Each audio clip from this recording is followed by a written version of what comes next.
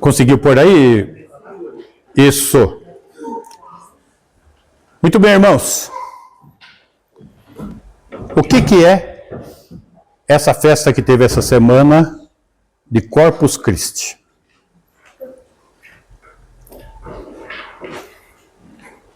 Alguém poderia explicar para mim?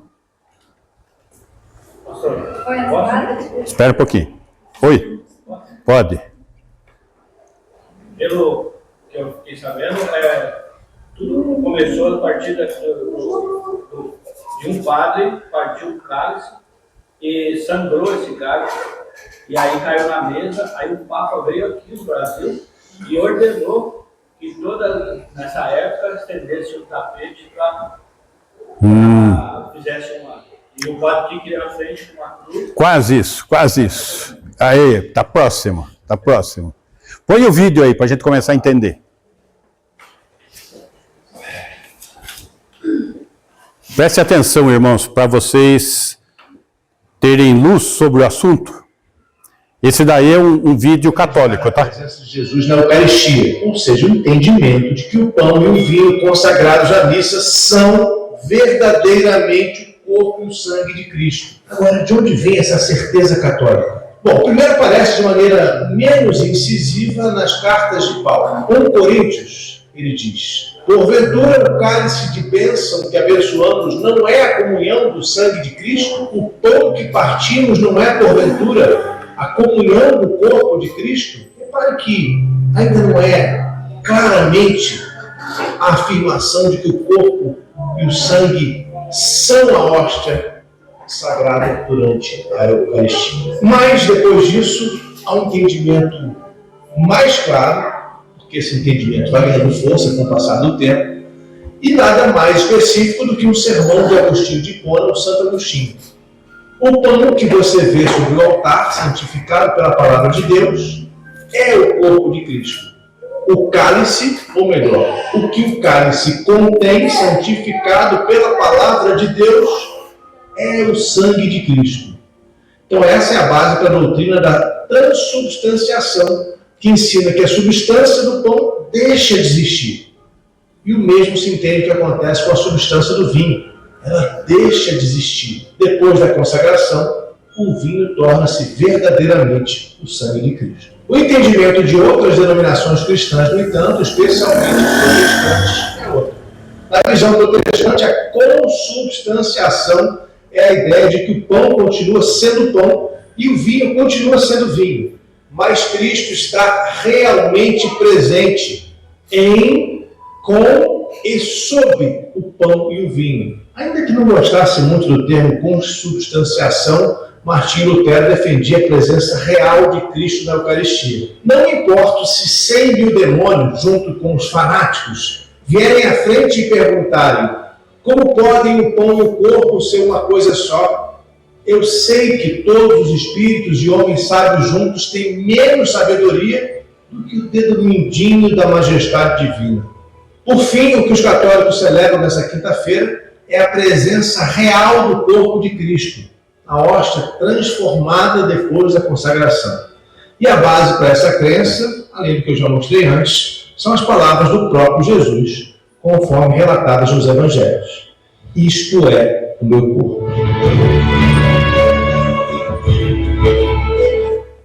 Muito bem. Então, quando vocês viram que houve aí uma procissão, e na procissão, carregando a hóstia.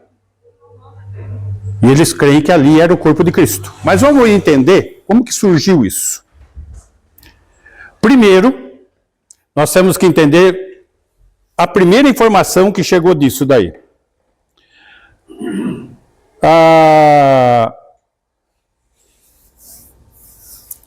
Uma freira da Bélgica, Juliana de Cornilon, ela diz que teve uma visão onde Jesus Cristo veio falar com ela e pediu para fazer essa festa. No ano 1209. Ou seja, a igreja já existia há muito tempo. Daí, um padre, né, um padre da Boêmia, Pedro de Praga, celebrou uma missa na Itália, em Bolsena, quando ele partiu a hóstia virou carne e sangrou. Isso em 1264. Daí o Papa, agora não é esse Papa, não veio no Brasil, tá? Isso aí é o que o pessoal fala, tá? O Papa Urbano IV, nesse ano 1264, tá? Impulsionado pela visão dessa freira e pelo acontecimento que eles dizem que aconteceu na Itália, ele estabeleceu essa solenidade.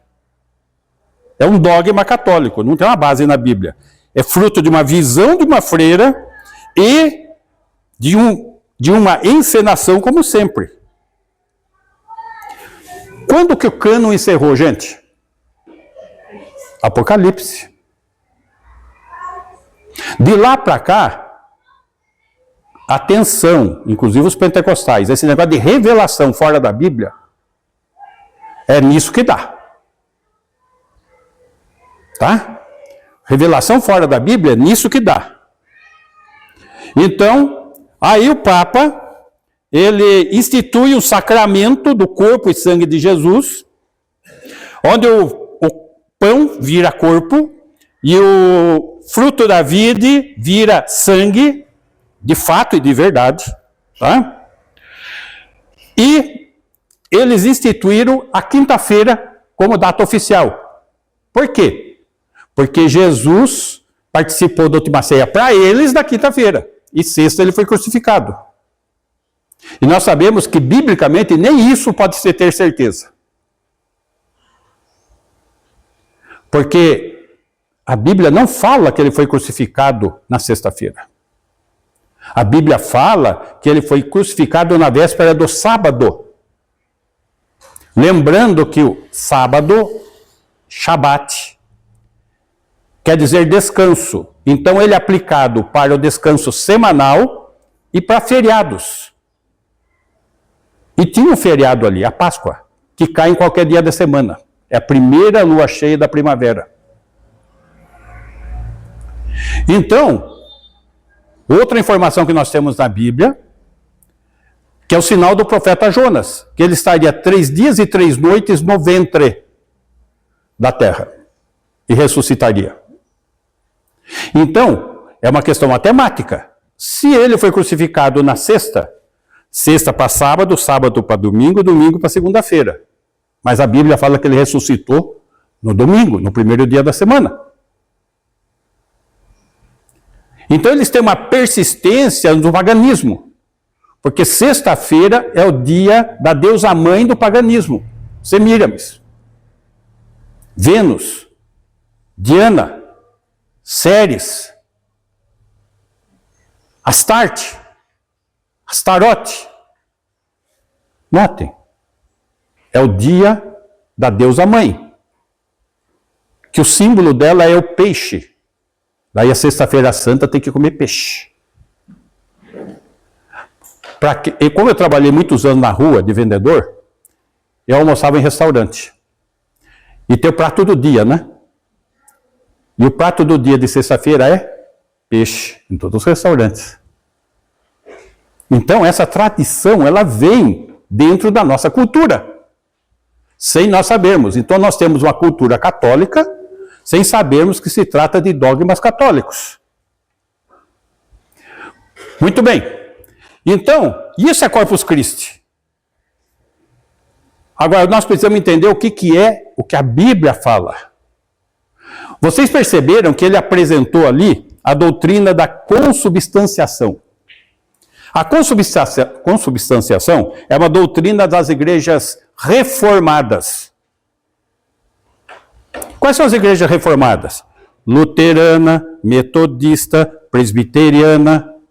São igrejas que vieram do movimento de Lutero, fazendo a reforma, onde houve uma reforma da Igreja Católica. Então Lutero, quando fez essa reforma, ele não reformou a questão completamente da transubstanciação. Ele e outros, como até hoje é praticado, é consubstanciação. Ou seja, o pão não virou carne e o suco da vida não virou sangue, mas espiritualmente está o corpo e o sangue ali. Mentira. Não é verdade. Eles fizeram uma meia reforma das informações bíblicas. Então, quando tem a ceia do Senhor nas igrejas reformadas, eles entendem que está presente nos elementos. Não é o que a Bíblia fala. O que a Bíblia fala é que os elementos são um memorial da obra de Cristo. Memorial. Então percebam como tem coisas que vêm sendo trabalhadas na teologia, mas a coisa ainda tem muita coisa para ser acertada. Então, quando eu falo de igreja reformada, é o seguinte: as doutrinas das igrejas reformadas são doutrinas católicas com alguns ajustes. Eles são milenistas, como a igreja católica. Eles não creem de maneira literal as escrituras, eles interpretam alegoricamente, como a igreja católica. E vários aspectos ainda têm influência forte católica. Então a diferença vai estar onde? Eles creem corretamente na salvação em Jesus Cristo. Eu me converti na igreja presbiteriana. Mas conforme eu fui conhecendo as escrituras, eu não consegui permanecer lá. Então, meus irmãos, precisamos estar atentos para todos os ensinamentos e para os acontecimentos. Note, ano 1264 ocorreu uma bula papal. Ou seja, 1200 anos não tinha isso, não se cria nisso, surgiu isso. O que são os remanescentes? Remanescentes? Remanescentes. Remanescentes. Existe uma doutrina dos remanescentes. Essa é uma doutrina dispensacionalista, nossa doutrina. Que Deus fez uma promessa com alianças à nação de Israel. E isso vai ter que se cumprir, porque é uma aliança incondicional. Então, para que essa aliança se cumpra, é necessário um remanescente vivo para receber o reino. Então, por isso que é impossível extinguir a nação de Israel. Porque se extinguir a nação de Israel, não vai ser possível cumprir a doutrina do remanescente fiel. Sempre tem que existir um remanescente. Então, quando o Senhor Jesus voltar para estabelecer seu reino, então o que vai acontecer? É necessário o quê? Pessoas vivas, israelitas vivos. São remanescentes. Tá? Então, como eles não creem que existe um reino terreno, milenar, messiânico, para ainda acontecer, eles não creem na igreja católica e nas igrejas reformadas. Não. Então, eles não têm essa doutrina do remanescente como nós cremos. Tá? Muito bem. Então, estamos chegando diante daquilo que precisamos ter uma compreensão. Mateus capítulo 26, versículo 2. 26, 2. Vamos pegar a história lá quando começou. Sabeis que daqui a 2 dias celebrar-se-á a Páscoa, e o Filho do Homem será entregue para ser crucificado? Notem. Jesus está falando aqui. Ele está profetizando mais uma vez a sua morte. Só que acrescida do quê? Ele está dando duas informações aqui. Que vai ser na Páscoa e que vai ser por crucificação. Essas informações ele já vinha dando, mas não tão completa. Capítulo 16, versículo 21.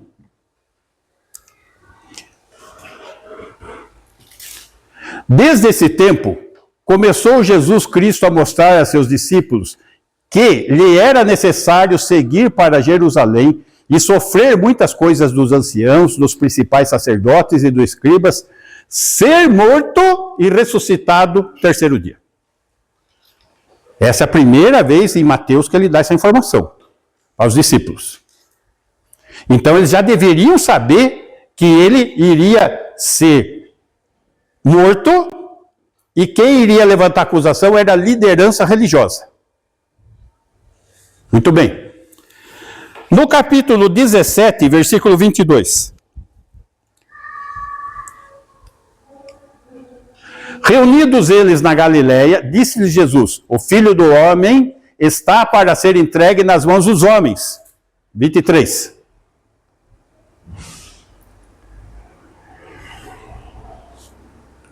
E estes o matarão, mas ao terceiro dia ressuscitará. Então os discípulos se entristeceram grandemente. Ele está falando, ele está avisando. Muito bem. No capítulo 20, versículo 17. 20 e 17. Estando Jesus para subir a Jerusalém, chamou à parte os 12 e em caminho lhes disse, 18. Eis que subimos para Jerusalém, e o Filho do Homem será entregue aos principais sacerdotes e aos escribas. Eles o condenarão à morte. Ele está avisando tudo isso antes de acontecer, gente. 19. E o entregarão aos gentios para ser escarnecido, açoitado e crucificado, mas ao terceiro dia ressurgirá. Ele está dando as informações. Ele não está prevendo o que estava acontecendo. Ele não tá, na verdade, ele veio aqui para fazer isso. Então não é uma previsão, é uma profecia. Tinha que cumprir, exatamente. Então, nós chegamos no nosso texto lá.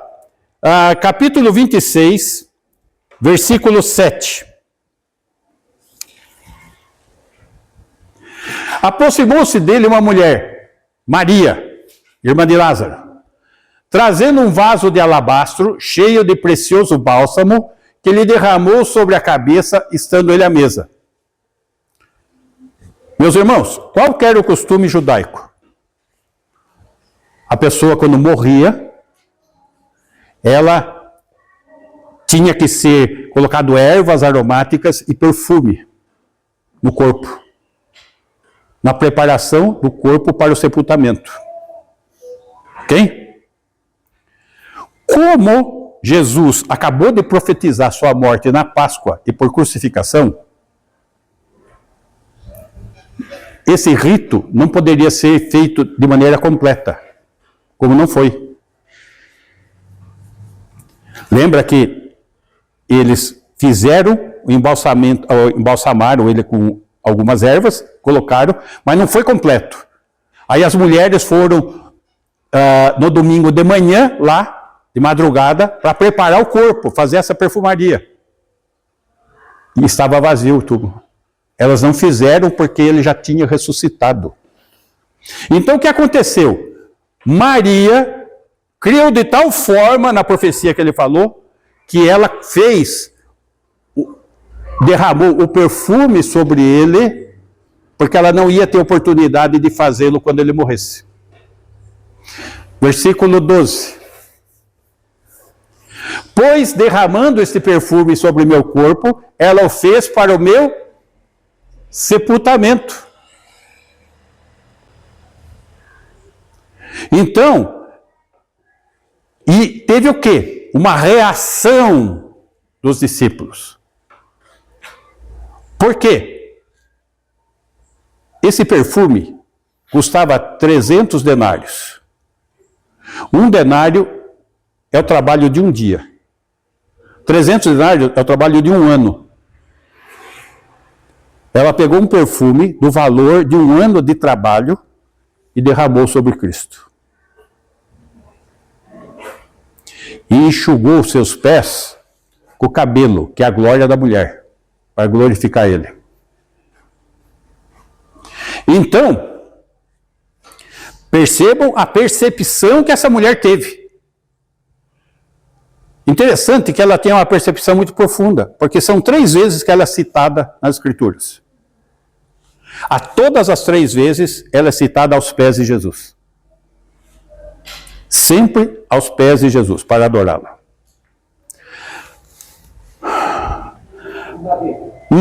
Será que ela teve esse entendimento que os outros não tiveram? Ela teve o entendimento que os outros não tiveram. Tanto que os outros não tiveram, qual foi a reação deles? Os discípulos falaram: o que ela está fazendo com esse perfume? Isso dá muito dinheiro, podia ajudar os pobres. E Jesus responde: os pobres sempre vocês serão com vocês, mas a minha presença, quanto à questão do sepultamento, vocês não vão ter. E ela está tendo esse privilégio. Então, essa é uma questão que é necessária essa percepção. E Maria sempre teve essa percepção. Então, Maria aproveita essa oportunidade para adorá-lo. Judas, que era o tesoureiro que ficava com o dinheiro, por outro lado, desperdiça essa oportunidade e levanta uma crítica contra Jesus.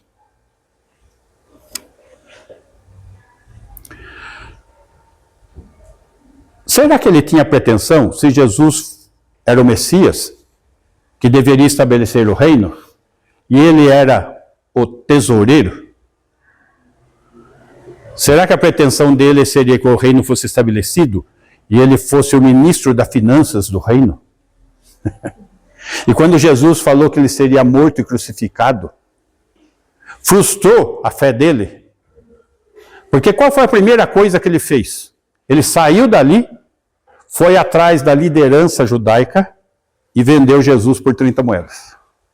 Naquele mesmo instante ele fez isso. Daí, Jesus pede para ser liberada a casa, para eles comemorarem a Páscoa. E Judas estava lá também. E é nesse momento que vai ser instituída a ceia. Quando eles estão reunidos na casa, logo após esses acontecimentos.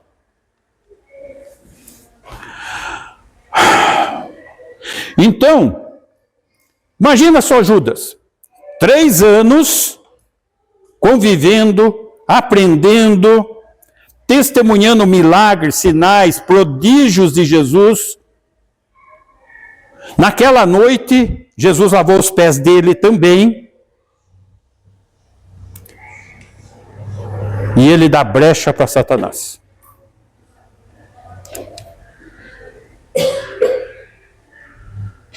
Aí, me leva a meditar um pouco.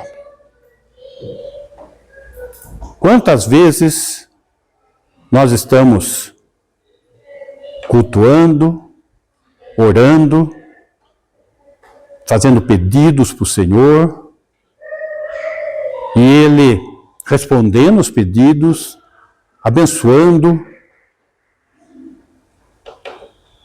e o primeiro ventinho que vem, traição.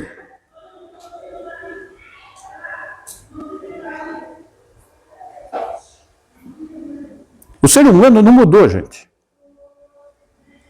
Assim como Judas, muitos têm o mesmo comportamento, a mesma atitude. Traidores.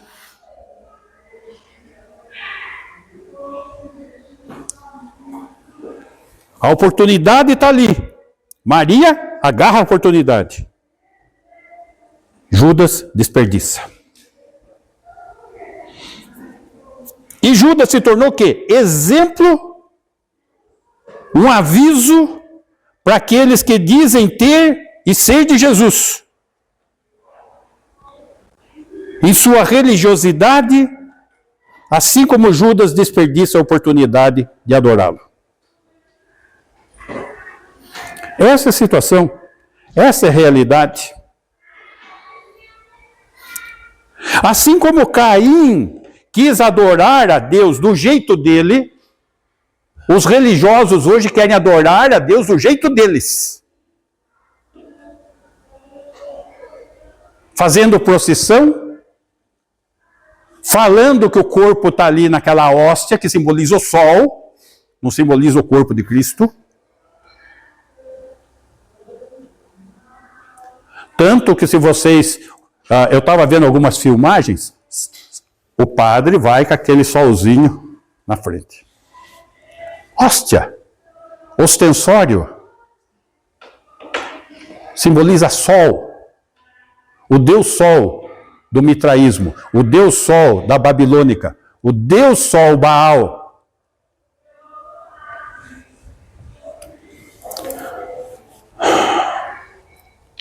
Paganismo, sincretismo religioso. Versículo 21. Enquanto comiam, declarou Jesus: em verdade vos digo que um dentre vós me trairá. Ele não foi pego de surpresa. Ele sabia. O interessante é que em momento nenhum ninguém suspeitou de Judas. Nenhum dos discípulos.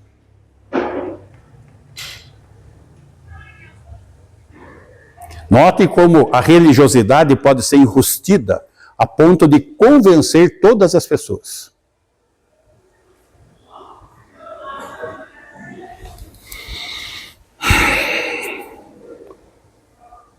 Mas, apesar de Judas em nenhum momento ser suspeito, ele senta-se do lado esquerdo de Jesus, que é um lugar de honra. E assim recebe da mão de Jesus, que é anfitrião da festa, o bocado de pão. Ele está num lugar de honra, ele é servido pelo próprio mestre.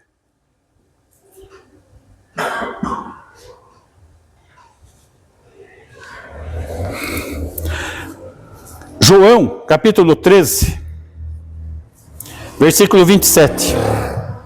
E nós vamos ver que a soberania de Deus quanto aos acontecimentos está andando junto com a responsabilidade humana. Eles trabalham juntos para cumprir o quê? A vontade de Deus.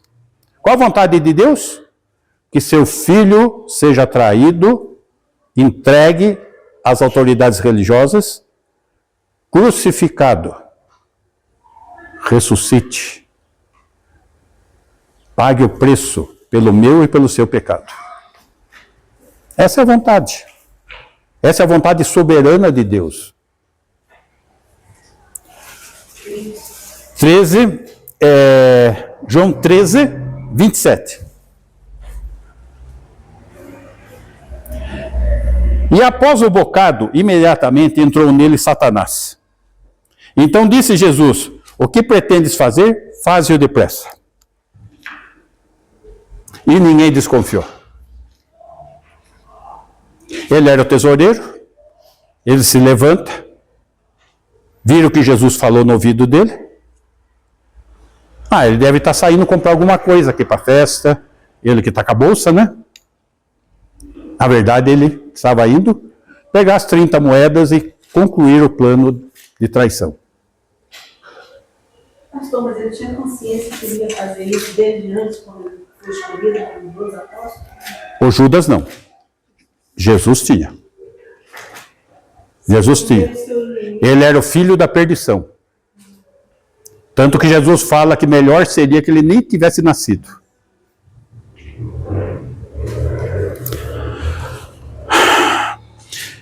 Então a liderança religiosa pagando o endemoniado para atrair Jesus. Já estudamos tanto sobre espírito do anticristo, falsos profetas, nas igrejas, no cristianismo, endemoniados. Endemoniados, assim como Judas. E a liderança religiosa apoiando, impulsionando mercenários.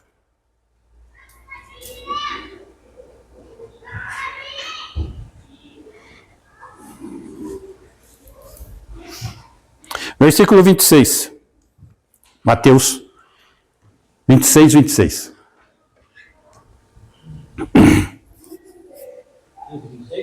26, 26.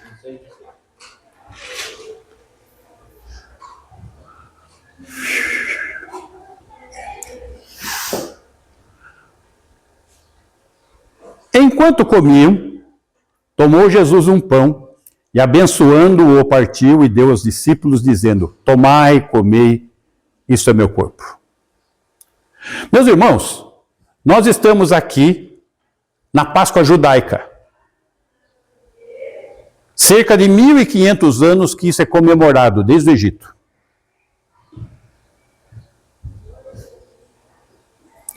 Onde o pão é sem fermento, porque simboliza o corpo de Jesus. Que fermento simboliza pecado. E Jesus, sendo Deus, é santo.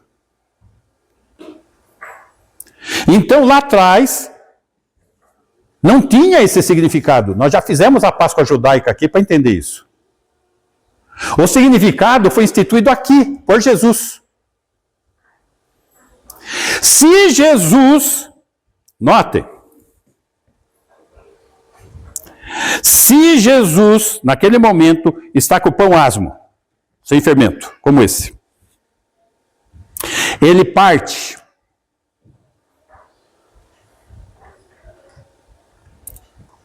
Está na mão dele. Ele não está no pão. E o pão não está sangrando. Porque Jesus está instituindo um memorial. Tomai e comer, isto é meu corpo. Não virou carne, não derramou sangue.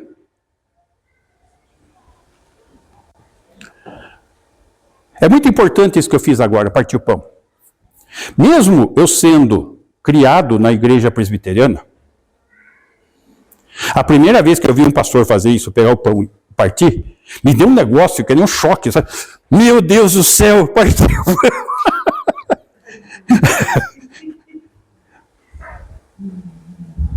Está aqui, é pão, gente. Em memória.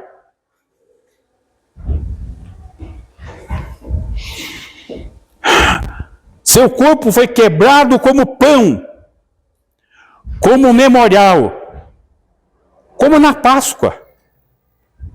É um pão sem fermento.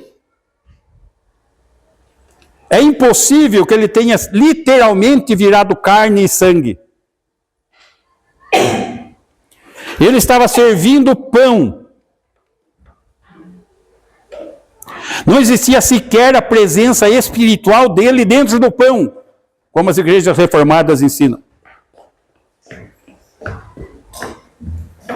1 Coríntios 11, versículo 23.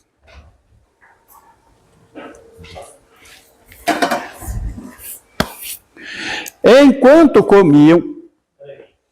isso, aqui, só para vocês entenderem, meus irmãos. Mateus, não existe igreja ainda. Jesus está ali. Jesus precisa morrer, ser crucificado, ressuscitar, subir aos céus e enviar seu Espírito Santo para nascer igreja. Pentecostes, como estamos estudando. Então, aqui, o contexto é totalmente judaico. Os discípulos, os apóstolos presentes são todos judeus. Jesus é judeu. Estão comemorando a Páscoa judaica. Ele está instituindo esse significado. que é transferido para a igreja num texto voltado para a igreja. 1 Coríntios, capítulo 11, versículo 23.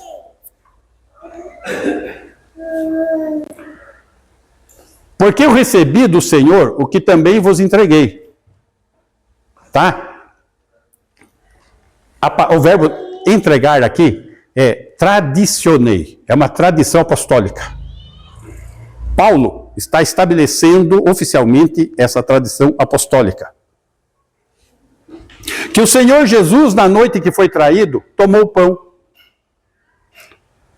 Note, ele está se reportando a Mateus 26. Naquela noite, Jesus foi traído, Judas traindo. Judas sai para vender Jesus. Ele tinha acabado de lavar os pés dos discípulos. E começa a ceia. E ele parte o pão. Tomou o pão. Versículo 24. E tendo dado graças, lembra que eu mostrei na Páscoa judaica? Eles fazem uma reza, Baruch, bendito, e começa a abençoar o pão. O partiu e disse, isto é meu corpo, que é dado por vós, fazer isto em memória de mim. Em memória de mim. É um memorial. Não é uma transubstanciação e nem uma consubstanciação. É um memorial da obra de Cristo.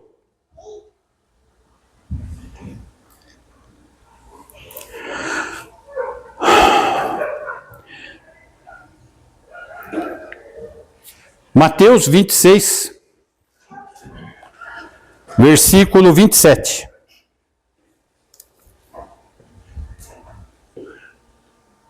A seguir, tomou um cálice, e tendo dado graças, o deu aos discípulos, dizendo, bebei dele todos. Vocês lembram que, segundo o texto de Êxodo, a tradição judaica estabeleceu 4 cálices de vinho. O primeiro cálice é o cálice da santificação, é o nome do cálice.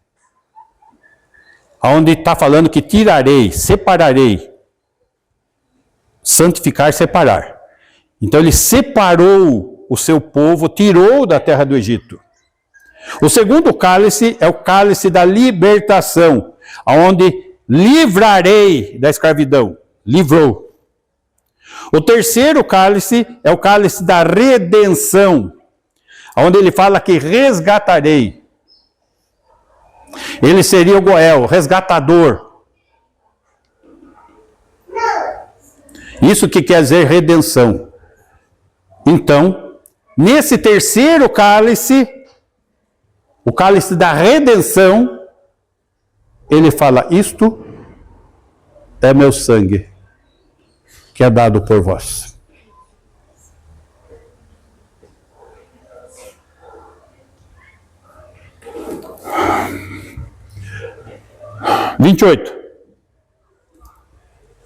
Porque isto é meu sangue, o sangue da nova aliança derramado em favor de muitos para a remissão de pecados. Vamos compreender o conteúdo disso. É o sangue do quê? Da nova aliança.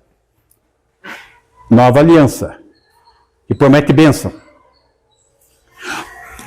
A aliança abraâmica foi selada, a aliança palestínica foi selada, a aliança davídica foi selada, a nova aliança não tinha selo. Então Jesus está dizendo que a nova aliança seria selada com o sangue dele na cruz. O sangue da nova aliança derramado em favor de muitos. Como que fica a doutrina católica do universalismo? Que todos são salvos pela cruz de Cristo? Não, não são todos. O sangue de Jesus, ele tem potencial e poder para salvar todos.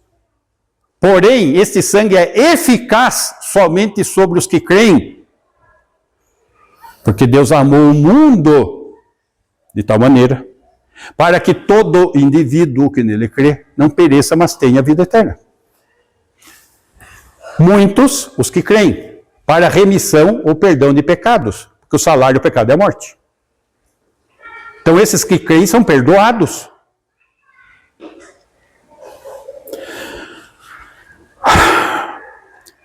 Primeira Coríntios 11, 25.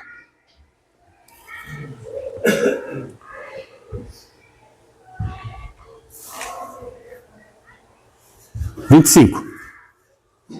Por semelhante modo, depois de haver ceado, tomou também o cálice, dizendo: este cálice é a nova aliança no meu sangue, fazei isso todas as vezes que o beberdes, em memória de mim.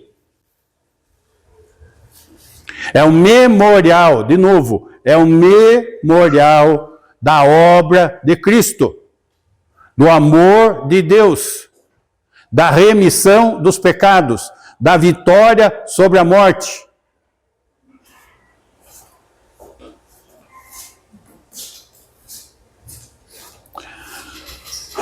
Sangue derramado como vinho, sangue da nova aliança, em favor de muitos. Ou seja, ele é suficiente para o mundo inteiro, mas só é eficaz para os que creem. Mateus 26, 29. Notem, eu estou fazendo a relação no momento que Jesus institui a ceia com os apóstolos e quando esta ceia é estendida para a igreja, 1 Coríntios. Como aqui o contexto é judaico, baseado nas promessas para a nação de Israel, e digo-vos que desta hora em diante não beberei deste fruto da videira, até aquele dia em que hei de beber novo convosco no reino de meu Pai. Qual que é o nome do quarto cálice? Cálice do reino. Ele não bebeu. Ele falou que beberia quando ele voltasse. Até aquele dia em que hei de beber novo convosco no reino. O reino messiânico, milenar, terreno, está prometido para a nação de Israel.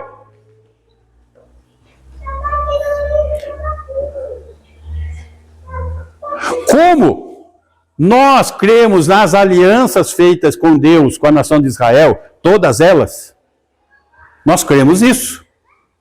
Só que isso é uma doutrina dispensacionalista. A milenista não crê nisso. Nem sabe que existe isso. Porque eles falam que o reino de Deus é o nosso coração. Eu não sei quantos já viram aqueles folhetinhos de evangelismo, as 4 leis espirituais. Aparece um coração com eu lá dentro. E depois, quando você crê em Jesus, aparece um coração com o trono dele dentro do seu coração, porque ele reina no seu coração. Isso é doutrina milenista, não é o que nós cremos. O que nós cremos é isso aqui. O que nós cremos é isso aqui.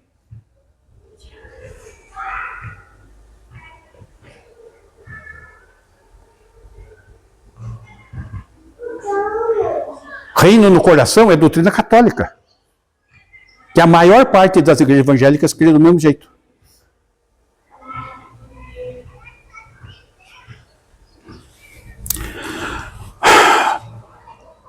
Primeira Coríntios, capítulo 11, versículo 26. Agora vai falar da igreja. 1 Coríntios. Porque todas as vezes que comerdes este pão e beberdes este cálice, anunciais a morte do Senhor, até que ele venha. Não, isso aqui é com a igreja, Reinaldo. Não. Até que ele venha. Qual a promessa que ele fez para a igreja de vir? Arrebatamento. Ele não está falando do reino, ele está falando do arrebatamento para a igreja. O arrebatamento é só da igreja, não é de Israel.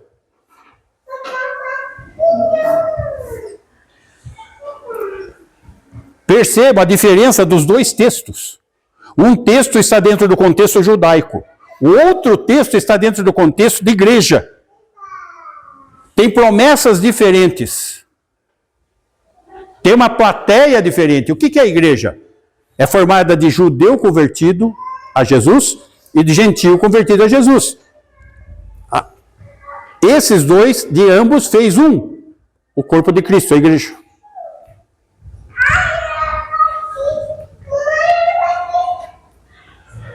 Percebam aonde está caminhando tudo aquilo que não tem conformidade com a palavra de Deus. Então, o que é esse rito de Corpus Christi? Uma encenação pagã, aonde pega-se uma hóstia que simboliza sol, acompanhado de um ostensório com sol, que é símbolo de Baal no Antigo Testamento. E as pessoas enganadas pelo enganador, o diabo, acham que aquilo é verdade, tomam como verdade e crêem na mentira.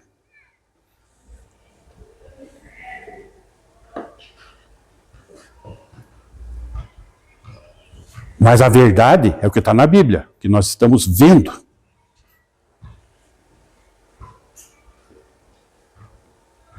Só que esse memorial não é algo superficial, não é algo, puxa, só para lembrar que Jesus fez. Não, tem a ver com a minha fé, que eu não posso, é um memorial contínuo, porque o homem tem a tendência de esquecer.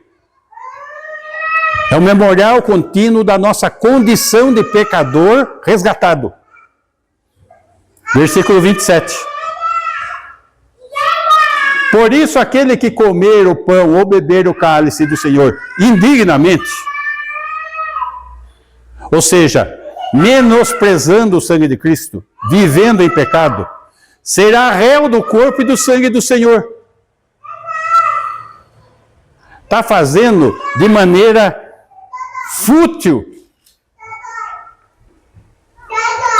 o memorial do corpo e do sangue de Cristo. 28. Examine-se, pois, o homem a si mesmo, e assim coma do pão e beba do cálice. Não participe indignamente. Se examine para ser abençoado e não trazer juízo. Mas como juízo? 29. Pois quem come e bebe sem discernir o corpo, come e bebe juízo para si.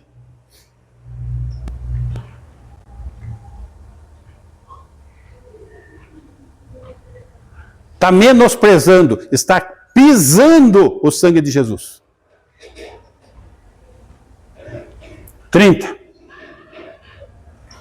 Eis a razão porque há entre vós muitos fracos e doentes, e não poucos que dormem. Por estar menosprezando o sacrifício de Jesus, a obra dele. E qual que foi a obra de Cristo? Ele, como cordeiro, nos substituiu na cruz. A cruz era para mim e para você. Ele, como cordeiro, nos substituiu. 2 Coríntios 5, 21. 2 Coríntios 5, 21.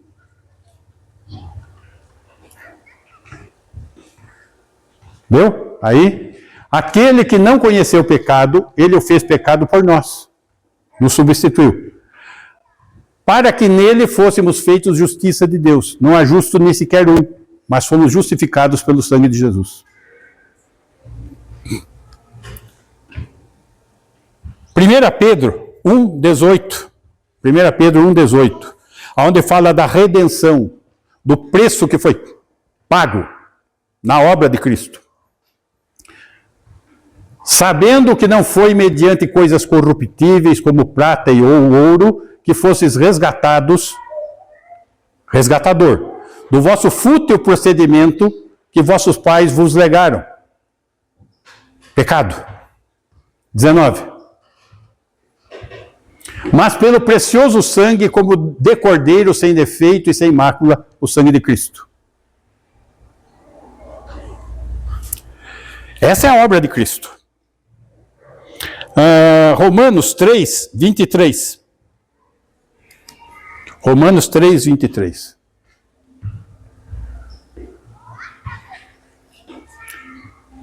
Pois todos pecaram e carecem da glória de Deus.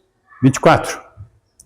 Sendo justificados gratuitamente por sua graça, mediante a redenção que há em Cristo Jesus.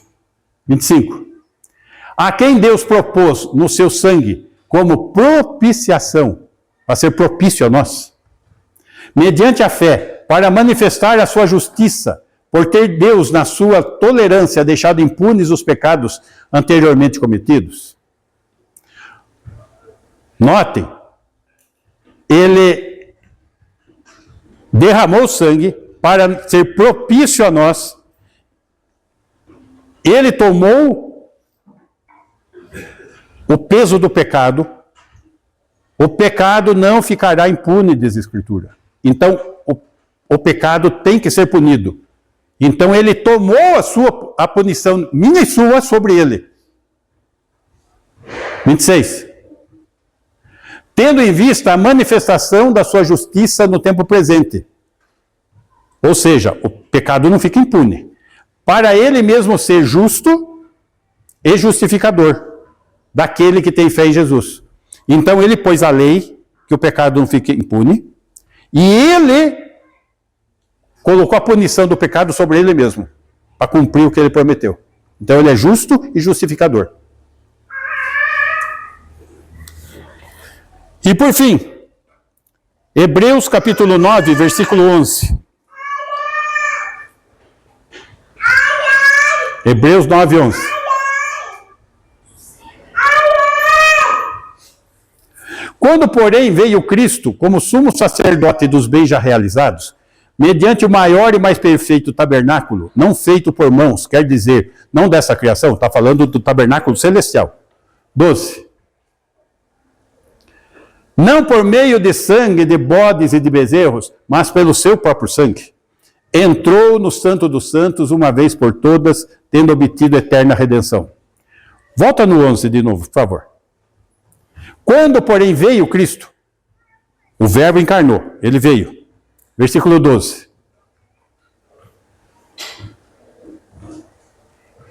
Entrou no Santo dos Santos. Ele veio, ascendeu aos céus e entrou no Santo dos Santos, no tabernáculo celestial, com seu próprio sangue, nos conduzindo ao trono da glória do Pai. Versículo 22. Com efeito, quase todas as coisas, segundo a lei, se purificam com sangue, e sem derramamento de sangue não há remissão, não há perdão de pecado. Esse é o memorial da ceia. É disso que nós não podemos nos esquecer. É esse o nosso compromisso de andar dignamente diante do Senhor em santidade. Por isso que Ele nos escolheu antes da fundação do mundo, para sermos santos e irrepreensíveis. E para que nós não nos esqueçamos disso, tem este memorial da obra de Cristo. Esta é a obra de Cristo. Não é o passeio de um pão pela cidade.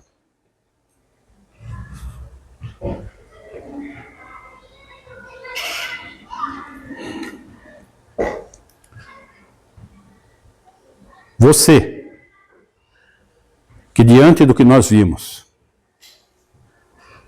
já provou o amor de Cristo. Já se identificou com Ele através do batismo.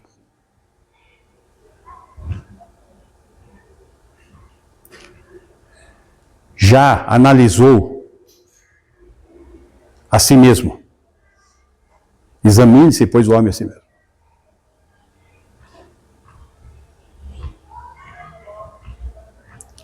Está levando a sério, de coração, este memorial? Eu gostaria que você viesse aqui à frente e pegasse dos elementos. O pão sem fermento, que simboliza o corpo de Cristo. E o fruto da vide, o suco de uva, que simboliza o seu sangue que foi derramado em seu favor. Aqueles que desejarem participar da ceia, possam vir à frente. Pode vir, fila indiana aqui. Pode se servir.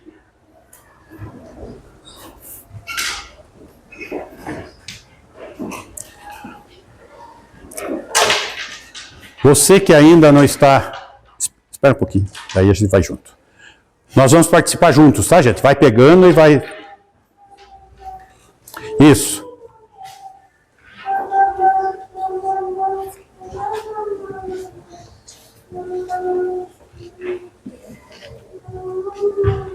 Uhum. Sim. Beleza? Quer que leva para cima? Isso, leva para ela. Isso. Já vamos já. Pode para sentar por enquanto. Isso.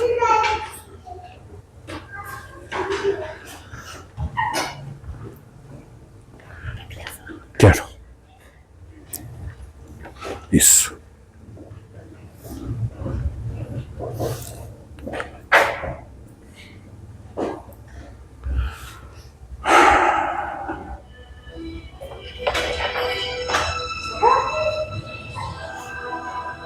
Deixa bem baixinho.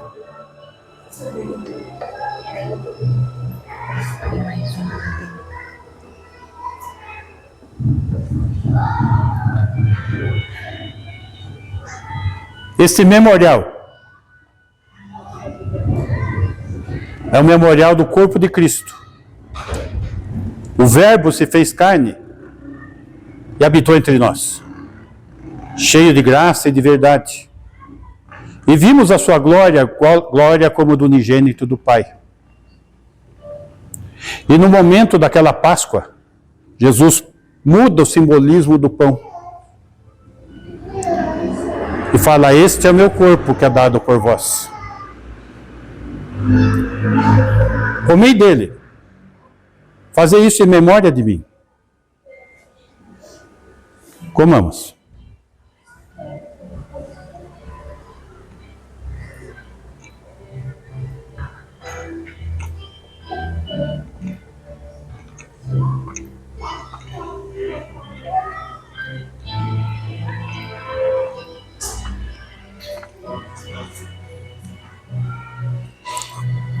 Do mesmo modo, tomou o cálice da redenção e disse, este é meu sangue,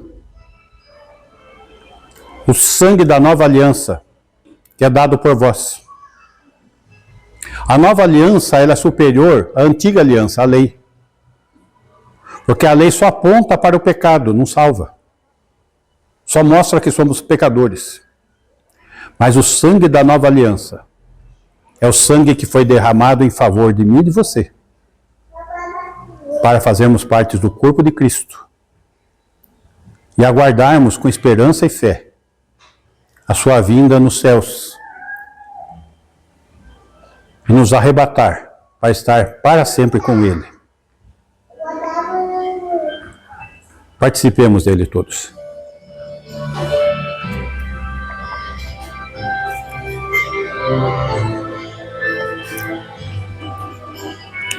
Vamos orar. Senhor, queremos elevar o teu nome por tão grande amor.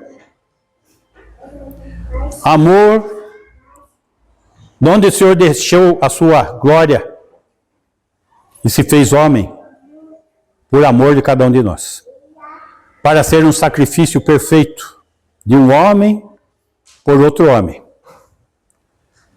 Sacrifício perfeito porque somente Deus é santo e perfeito. E satisfez, Senhor, a tua justiça, aonde o pecado não ficou impune. E como justificador, morreu em meu favor e em favor dos meus irmãos. Por isso, Senhor, podemos ter essa viva esperança, porque o Senhor, sendo Deus, é vida. E a morte não pôde o conter. Por isso, nessa esperança, participamos deste memorial. Não porque temos algum mérito, mas porque a tua obra é plena, completa e absoluta. E a vida que o Senhor nos dá é eterna, não é momentânea. E é nesta fé que nós estamos participando deste memorial de amor e de vitória, porque o Senhor é um Deus vivo. Por isso, ó Deus, selamos mais uma vez nosso compromisso contigo, através desse memorial. E que o amor de Deus o Pai, amor manifesto, na entrega do seu Filho, Jesus Cristo, o qual tem derramado superabundante graça, Senhor, sobre as nossas vidas, a cada dia. E tem se feito presente em nós, na pessoa de Deus e Espírito Santo, a nos ensinar, a nos consolar e nos guardar, Senhor, até o dia de estarmos contigo. Que assim seja com a tua igreja, hoje e sempre. Amém. Amém. Ok, irmãos? Davi, eu gostaria de pedir uma meditação. Pessoal, só um segundinho. Uma meditação para o senhor.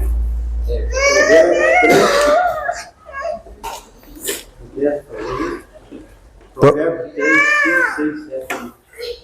3. Provérbios 3. Só para a gente... O Louro está deixando para nós meditarmos. Aqui. Salmos, Provérbios 3. A partir do versículo 5. 5, 6, 7. 3, 5.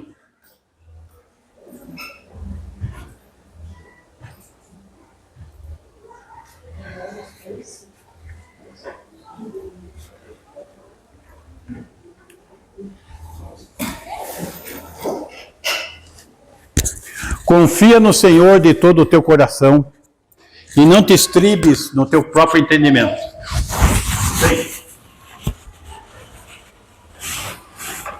Reconhece-o em todos os seus caminhos e ele endireitará as tuas veredas.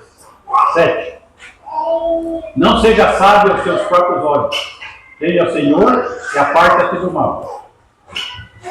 Será isto saúde para o teu corpo e refrigério para os teus olhos. Amém.